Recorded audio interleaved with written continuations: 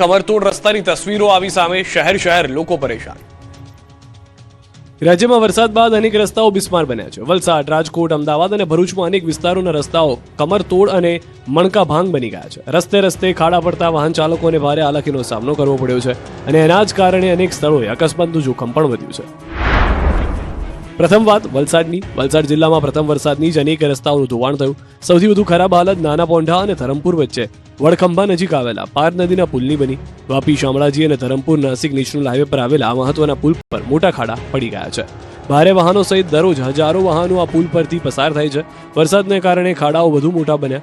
વરસાદી પાણી ભરાતા ખાડા દેખાતા બંધ થયા અને નાના વાહન ચાલકો માટે અકસ્માતનું જોખમ વધ્યું। પુલ પર વાહન વ્યવહાર ધીમો પડ્યો અને લાંબા ટ્રાફિક જામ સર્જાયા। કલાકો સુધી વાહન ચાલકો રસ્તા પર અટવાયા। સ્થાનિકોએ દર વર્ષે ચોમાસામાં આવી સ્થિતિ સર્જાતી હોવાની ફરિયાદ કરી। કોઈ મોટી દુર્ઘટના સર્જાય તે પહેલા જ તંત્ર દ્વારા પુલ પર પડેલા ખાડાનું તાત્કાલિક સમારકામ કરવામાં આવે તેવી માંગ ઉઠી। અમદાવાદના વસ્ત્રાલ અને ગોતાના રસ્તાઓ ઉબડખાબડ, સ્થાનિકોમાં રોષ। અમદાવાદના વસ્ત્રાલ વિસ્તારમાં નવનિર્મિત રોડ થોડા જ સમયમાં બિસ્માર બન્યો। રસ્તા પર મોટા ખાડા પડ્યા, ડામર ઉખડ્યો અને વરસાદી પાણી ભરાતા વાહન ચાલકો માટે અકસ્માતનું જોખમ વધ્યું। સ્થાનિકોએ રોડના નિર્માણમાં ગુણવત્તાનો અભાવ હોવાના આક્ષેપ કર્યા। બીજી તરફ અમદાવાદના ગોતા વિસ્તારમાં પણ રસ્તાઓની હાલત ખરાબ બની। રોડ રસ્તા લોકો માટે માથાનો દુખાવો બન્યા। ખાસ કરીને સ્મશાન સુધી પહોંચવાનો માર્ગ બિસ્માર બનતા સ્થાનિકોને ભારે મુશ્કેલીનો સામનો કરવો પડ્યો। વાહન ચાલકોને ખાડાઓના કારણે ધીમી ગતિએ પસાર થવું પડ્યું।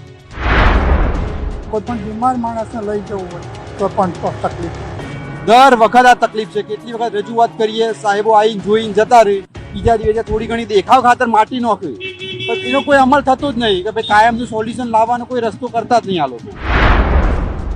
આ તરફ ભરૂચ શહેરમાં શ્રાવણ ચોકડીથી ગેલ સુધીનો માર્ગ પણ ચોમાસા બાદ અત્યંત બિસ્માર હાલતમાં ફેરવાયો। રસ્તા પર મોટા ખાડા અને કાદવના કારણે રોજિંદા વાહન વ્યવહાર પર ગંભીર અસર થઈ। એક હાઈવા ટ્રક કાદવમાં ફસાયો અને ટ્રાફિક જામ સર્જાયો। સ્કૂલ બસ પણ રસ્તામાં ફસાતા વિદ્યાર્થીઓને મુશ્કેલીનો સામનો કરવો પડ્યો। સ્થાનિકો છેલ્લા 2 વર્ષથી માર્ગના સમારકામ માટે અનેક રજૂઆતો કરી હોવાનો દાવો કર્યો, તેમ છતાં અસરકારક કાર્યવાહી ન થઈ હોવાનો આરોપ છે।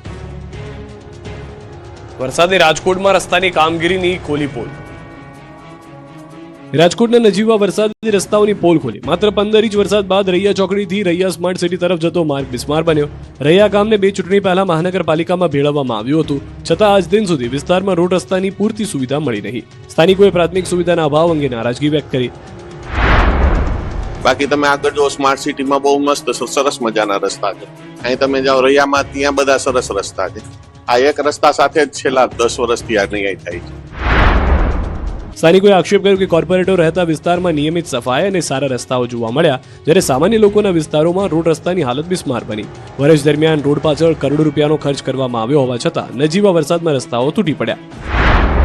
કોર્પોરેટરો જોતા જ હશે, એ કઈ આંધ્રા તો છે નહીં, કોર્પોરેટરો આવતા જ હોય, વિઝિટમાં જોતા જ હશે, પણ કેમ નથી કરતા, શું નથી કરતા, એ તો એ લોકોને ખબર હોય, કેમ કઈ આમાં એક્શન લેતા નથી।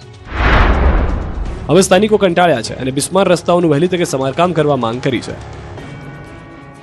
છોટાઉદેપુરમાં પણ મણકાતોડ રસ્તાથી લોકો પરેશાન। કેટલાક વિસ્તારમાં તો બસ કે 108 પણ નથી જઈ શકતી। છોટાઉદેપુર જિલ્લાના ક્વાંટ તાલુકામાં નવલાજા રેણધા માર્ગની બિસ્માર હાલત વાહન ચાલકો માટે માથાનો દુખાવો બની। છોટાઉદેપુર જિલ્લાના ક્વાંટ તાલુકામાં આવેલો નવલાજા રેણધા માર્ગ છેલ્લા 5 વર્ષથી બિસ્માર હોવાનો દાવો છે। ગુજરાત અને મધ્યપ્રદેશને જોડતા અંદાજે 15 કિલોમીટર લાંબા માર્ગ પર અસંખ્ય ખાડા પડ્યા।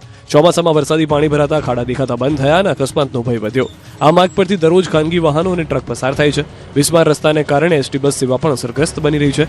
ગોજારિયા મોડેલ શાળાના વિદ્યાર્થીઓને નવલાજા ગામે ઉતારી દેવામાં આવતા હોવાનો દાવો છે, જે બાદ વિદ્યાર્થીઓને રેણધા સુધી અંદાજે 7 કિલોમીટર પગપાળા જવું પડે છે। એટલું જ નહીં, 108 એમ્બ્યુલન્સને પણ દર્દીઓને ક્વાંટ પહોંચાડવામાં કલાકો લાગી જાય છે। છોકરા ભણવા જાય કાં તો દવાખાને કોઈ જાય, અવર જવર થાય તો બહુ હેરાન થાય છે। બસો નહીં જતી, 108 આવે તો 108 ઊભી રહી જાય છે।